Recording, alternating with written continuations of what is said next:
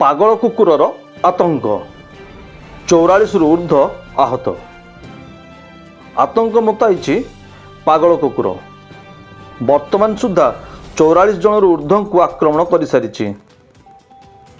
एभली एक घटना घटी मयूरभंज जिला जसीपुर बजार रे।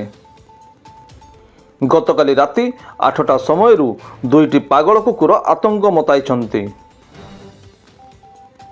सूचना मुताबक ररुआ छकटारू आरंभ करी जसीपुर बजार भितरे लोकं को गड़ाई गड़ाई कामुड़ुछंती एही दुईटी पागल कुकुर। समस्त आहत माने जसीपुर मेडिकल ले भर्ती होई वैक्सीन नहीं किछि लोक घर को फेरी जाइतिबा देखिबाकू मिलिछि। सेपटे खबर परिवेषण सुधा गोटे कुकुर को लोक मारी देइथिबा सूचना हस्तगत होइछि। अन्य कुकुरटी को मारिया पई स्थानीय लोके प्रयास जारी रखिथिबा बेले प्रशासन निदा विष्णुरे।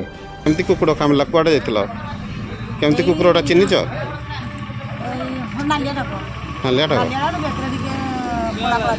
अच्छा अच्छा ताकू ए पर्यंत धरी पारि नाही आ दौड़ुची कामुडुची आ ठीक अछि। वैक्सीन नेलो तो डॉक्टर देखैल हो जा जेमती कहचन सेमती करबो आ ठीक है जो होला सा चिंता करबो नै होला ठीक है जो 60 फाट छिले पिंदे दो कटे पसिची हां दुईटा दांत पूरा बाजी ठीक अछि। तोर कि ना मयूरभंज जिला करंजियारू हरेकृष्ण त्रिपाठी रिपोर्ट सिमलीपाल खबर।